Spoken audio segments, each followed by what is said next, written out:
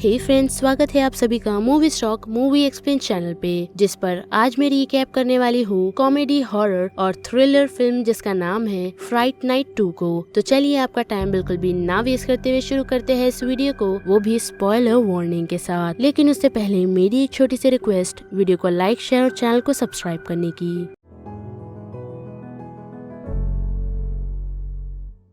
Film की शुरुआत हमें गैस स्टेशन से दिखाई जाती है, जहां पर हम एक लेडी को उसकी गैस फिल करते हुए देखते हैं। और जब वो कार में जाकर बैठती है तो उसी दौरान एक अजीब सा शख्स आकर उस पर हमला कर देता है। और जब उसकी कार में लगे हुए उस क्रॉस पर उसका हाथ पड़ता है तो वो उस कार से दूर हट जाता है। जिस दौरान उस लेडी की नजर उसके टैंक पर पड़ती है जो ओवरफ्लो हो रही है, और उस चीज का फायदा उठाकर वो अपने पास से लाइटर निकालती है और उस कार से बाहर निकल वो पूरी कार को उस पेट्रोल और लाइटर के जरिए आग लगा देती है। लेकिन उस ब्लास्ट के जरिए भी उस शख्स को कुछ भी नहीं हुआ। जिसके बाद हम उस लेडी को उस पेट्रोल पंप के ही स्टोर में जाता देखते हैं ताकि वो पुलिस को कॉल कर सके। लेकिन पुलिस को कॉल करने से पहले ही वो शख्स आकर उस पर हमला कर देती है। और साथ ही हम ये भी नोटिस कर सकते हैं कि कैमरे में हम उस शख्स को नोटिस नहीं कर सकते। जिसके बाद वो उस लेडी का खून पीकर उस सिचुएशन से निकल जाता है। और ये सीन सीधा कुछ कॉलेज स्टूडेंट की तरफ शिफ्ट होता है जो रोमानिया अपनी कुछ पढ़ाई करने के लिए आए हुए हैं। जिस ग्रुप के अंदर हम चार्ली और उसके बेस्ट फ्रेंड एड को देख सकते हैं, और साथ ही उसकी एक्स गर्लफ्रेंड एमी को भी। और रोमानिया पहुंचने के बाद वो सभी काफी खुश हैं, लेकिन हम चार्ल्स को देख सकते हैं जो अभी भी एमी से सेकंड चांस मांग रहा है, क्योंकि उसने रिसेंटली एमी को चीट किया है। और हम देख सकते हैं कि एमी उसे वो सेकंड चांस देने के लिए रेडी नहीं है। जिसके बाद चार्ल्स वहाँ से निकल अपने रूम की तरफ आ जाता है, जहाँ पर वो सामने ही के अपार्टमेंट में ये नोटिस करता है कि दो लेडी एक दूसरे के साथ इंटीमेट हो रहे हैं। लेकिन उससे पहले ही कुछ हो, वहाँ पर एक लेडी उसके साथ खड़ी हुई लेडी का खून पीना स्टार्ट करती है, जो चीज उसे काफी वियर्ड लगती है। और वो अपने दोस्त एड को ये सिचुएशन देखने के लिए कहता है, लेकिन एड के वहाँ पहुँचते ही उसे कोई भी नहीं नजर आता। जिसके बाद वो सारी सिचुएशन को हटाते हुए एड उसे ये बताता है कि famous monster Hunter Peter Vince Romania आया हुआ है और वो फ्राइट नाइट का एक और एपिसोड यहीं पर शूट कर रहा है, जो कि एक हॉस्टल का है। और वहाँ पर ऐसा माना जाता है कि वैम्पायर्स रहते हैं। और दूसरी सुबह क्लास में चार्ली बैठकर एमी को ही घूर रहा होता है, जो चीज हम देख सकते हैं कि एमी को पसंद नहीं आ रही। लेकिन उससे पहले और कुछ हो, वहाँ पर हम उनके प्रोफेसर को आता देखते हैं जिसका नाम गैरी है। और उसे देख चार्ल्स काफी हैरान होता है, क्योंकि वो वही रात वाली लेडी है। और फिर रात के दौरान हम देख सकते हैं कि वो लोग एक टूर के लिए निकले हैं, जहाँ पर उनका टूर गाइड उन लोगों को ये बताता है कि ड्रैकुला की स्टोरी एक वुमन पर बेस्ड थी। और उसी दौरान एड उन्हें रोक कर ये बताता है कि उस ड्रैकुला लेडी का नाम एलिजाबेथ बैथरी था, जिसे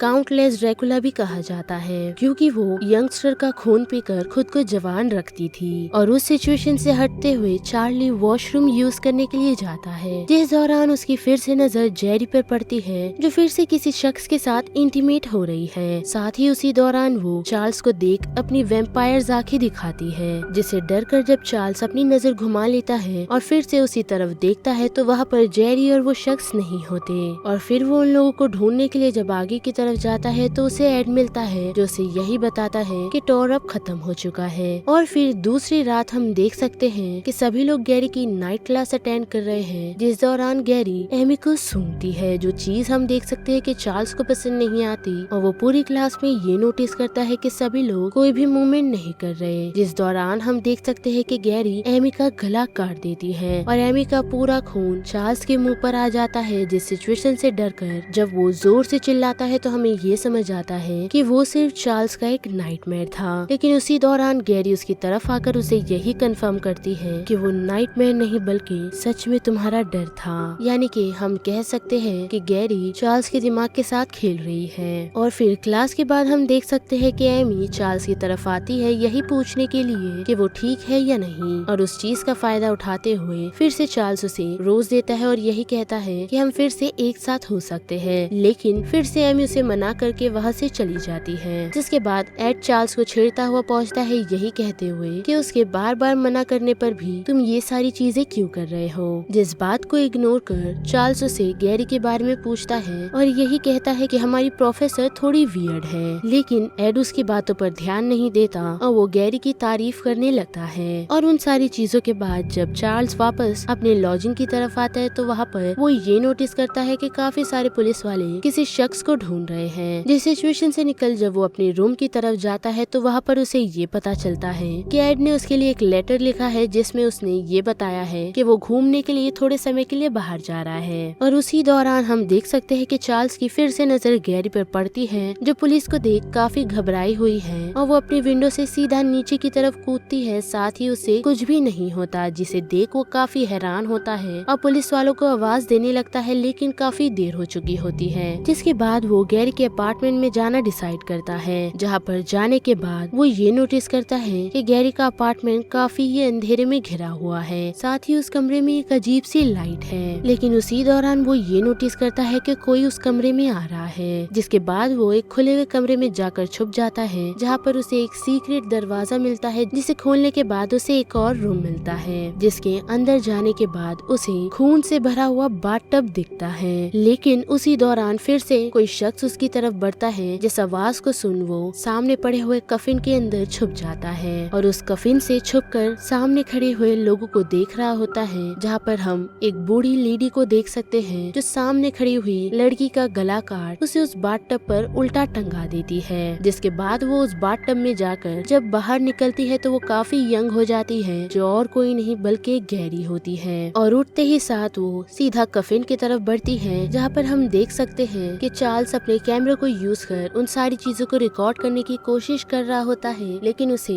गैरी उस वीडियो में दिखाई ही नहीं देती। जिसके बाद वो गैरी को अपनी फ्लैश लाइट की मदद से डराकर उस सिचुएशन से निकल के पुलिस को यही बताता है कि उन मिसिंग पर्सन को और किसी ने नहीं बल्कि वैम्पायर्स ने अपने साथ ले गया है। जिसकी बातों पर वो लोग भरोसा नहीं करते हुए फोन रख देते हैं। जिसके बाद वो उस सिचुएशन से निकल सीधा एमी की तरफ जाता है, जहाँ पर वो गैरी को नोटिस कर सकता है और साथ ही वो एमी को अपनी तरफ खींचकर यही बताता है कि वो वैम्पायर है। साथ ही एमी की बाइबल उठाकर जब वो गैरी को दिखा रहा होता है तो गैरी उस बाइबल को अपने हाथ में ले लेती है, जिससे गैरी को कुछ भी नहीं होता और वो वहाँ से निकलने का डिसाइड करती है। और वहाँ से निकलते निकलते जब वो चार्ल्स को बाय करती है तो उसके हाथ में हम जला हुआ निशान देख सकते हैं। और गैरी के वहाँ से जाने के बाद चार्ल्स एमी को यही कन्विंस कर रहा होता है कि वो सच में वैम्पायर है, लेकिन उसकी बातों पर नहीं भरोसा करते हुए वो उसे उसके रूम से बाहर निकाल देती है। जिसके बाद वो अपने रूम में जाकर उसी वैम्पायर एलिजाबेथ के बारे में रिसर्च कर रहा होता है, जहाँ पर उसे और किसी की नहीं बल्कि गैरी की वही पोर्ट्रेट मिलती है जिस पोर्ट्रेट को उसने गैरी के घर पर देखा था, यानी कि वो फर्स्ट वैम्पायर एलिजाबेथ और कोई नहीं गैरी ही है।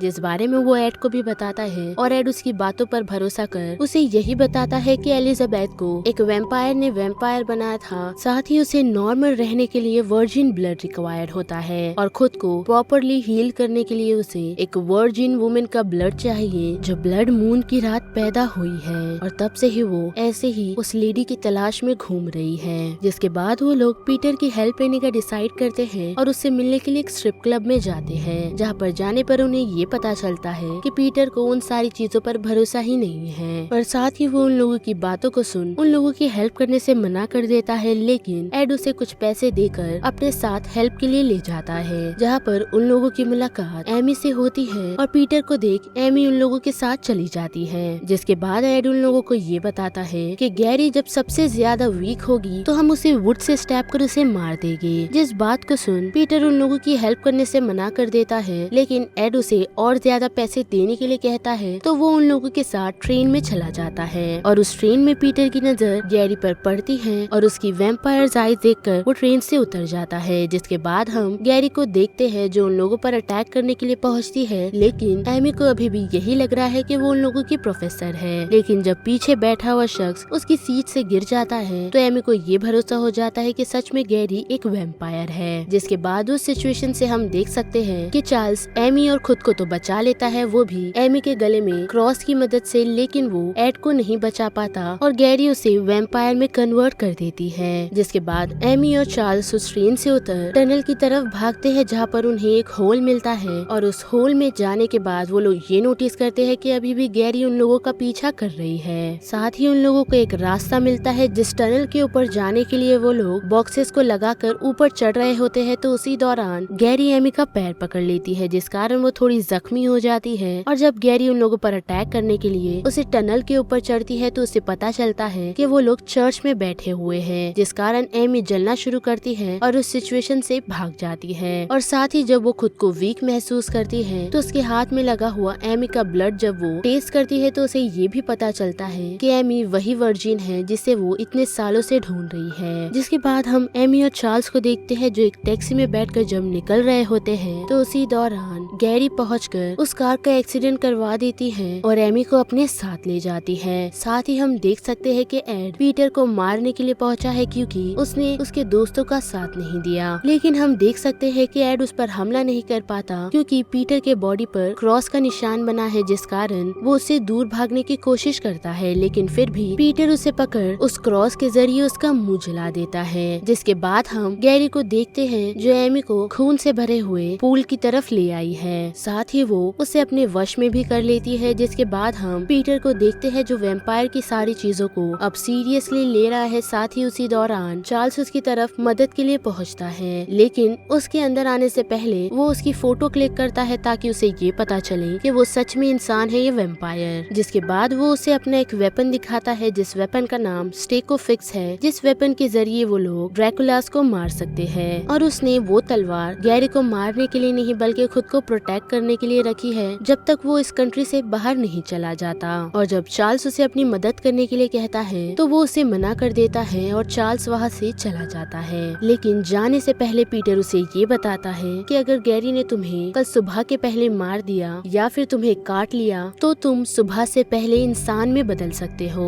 और साथ ही वो चार्ल्स को गैरी की लोकेशन भी बताता है, जिस बात को सुन चार्ल्स सीधा एमी को बचाने के लिए निकल जाता है। लेकिन हम देख सकते हैं कि गैरी ने एमी को अपने वश में कर लिया है, साथ ही उसने उसे वैम्पायर में भी कन्वर्ट कर लिया है। जिसके बाद हम उस लोकेशन पर चार्ल्स को आता हुआ देखते हैं। वो भी अपने डिफेंस के लिए उसने शार्प वुड के साथ साथ गार्लिक और होली वाटर को भी ले आया है। और अंदर जाते वक्त उसकी मुलाकात एड से होती है, जिसे वो होली वाटर पिला देता है, जिस कारण उसका पेट फटने लगता है। और उन सारी चीजों के लिए चार्ल्स उसे सॉरी कहता है, लेकिन तब तक काफी देर हो चुकी होती है और एड की मौत हो जाती है। जिसके बाद हम उसके पीछे गैरी को खड़ा हुआ देखते हैं जो उसे उसी पूल में धक्का देकर वहाँ से चली जाती है, जहाँ पर हम एमी को भी देख सकते हैं जो अब इंसान नहीं बल्कि खुद एक वैम्पायर में बदल गई है। जिसके बाद वो चार्ल्स की तरफ बढ़ती है और उसे किस करना शुरू करती है और फिर वो उसे उस पूल से बाहर फेंक उसे बाइट कर लेती है और फिर से उसे उस पूल में डुबाने की कोशिश करती है। लेकिन उस सिचुएशन से चार्ल्स खुद को बचा लेता है, लेकिन अब वो खुद एक वैम्पायर में बदल चुका है। साथ ही उसी वक्त गैरी पहुंचकर एमी को चार्ल्स को मारने के लिए कहती है, लेकिन उस चीज का फायदा उठाकर चार्ल्स खुद को उस पूल से निकालता है और वुड स्टैक लेकर खुद को बॉडी पर स्टैब कर देता है, जिस कारण से हम देख सकते हैं कि एमी भी कमजोर पड़ने लगती है क्योंकि एमी और चार्ल्स एक दूसरे से जुड़े हुए हैं। लेकिन चार्ल्स ने खुद को हार्ट में नहीं बल्कि बॉडी पर स्टैब किया था, जिस कारण वो लोग फिर से हील हो जाते हैं। लेकिन गैरी एमी को देख काफी परेशान है और वो उस वक्त के लिए डिस्ट्रैक्ट हो जाती है, जिस चीज का फायदा उठाकर जब चार्ली गैरी को मारने के लिए पहुंचता है तो फिर भी वो अपनी पावर की मदद से उसे रोक नहीं पाता और गैरी उसे उस सिचुएशन से धक्का दे देती है। जिसके बाद वो एमी को वही वुड स्टिक देकर यही कहती है कि तुम्हें चार्ल्स को मारना है। और जब वो उसे मारने के लिए आगे बढ़ रही होती है तो हम देख सकते हैं कि पीछे से एक स्वॉर्ड आकर गैरी के चेस्ट में घुस जाती है। जिसके बाद हम देख सकते हैं कि पीटर चार्ल्स को बचाने के लिए उस सिचुएशन में पहुंच चुका है। जिसके बाद वो चार्ल्स को ये बताता है कि ऑलमोस्ट टाइम होने वाला है और तुम लोग बदल जाओगे, लेकिन वो लोग बदलते नहीं। उसी दौरान हम देख सकते हैं कि गैरी मरी नहीं क्योंकि चार्ल्स ने उसे हार्ट पर नहीं मारा था, जिस कारण से वो पूरी तरह वैम्पायर में बदलकर पीटर को मारने के लिए आगे बढ़ती है। और साथ ही हम एमी को भी देखते हैं जो चार्ल्स को मारने के लिए आगे बढ़ रही है, लेकिन हम देख सकते हैं कि चार्ल्स अपनी स्क्रीमिंग पावर की मदद से वहाँ पर मौजूदा सारे विंडोज के ग्लास को तोड़ देता है, जिस कारण सनलाइट उस जगह पर पड़ने लगती है और उस सिचुएशन से बचाते हुए वो खुद को और एमी को पानी के अंदर ले जाता है। जिसके बाद हम ये नोटिस करते हैं कि उस सनलाइट की वजह से गैरी की मौत हो गई है और वो दोनों वापस इंसान में बदल गए हैं। साथ ही पीटर भी बच चुका है और वो लोग बाहर निकल पीटर को थैंक यू कहते हैं और पीटर उस सिचुएशन से चला जाता है। जिसके बाद हम देख सकते हैं कि चार्ल्स एमी को क्रॉस गिफ्ट करता है और फिर वो दोनों एक दूसरे को किस करते हैं। और यहाँ पर फ्राइट नाइट 2 मूवी का ये रिकैप खत्म होता है, जिस बारे में आप सभी की क्या राय बनती है उसे लेकर आप मुझे कमेंट सेक्शन में बता सकते हो। साथ ही अगर मेरी वॉइस आप लोगों को इस चैनल पर पसंद आ रही है है तो वीडियो को लाइक, शेयर और चैनल को सब्सक्राइब करना मत भूलिएगा। बाकी मैं मिलूंगी आपको फिर किसी मूवीज या सीरीज के रिकैप के साथ। तब तक के लिए आप movie stock movie explain channel के बाकी वीडियोस को एंजॉय कीजिए। Till then bye.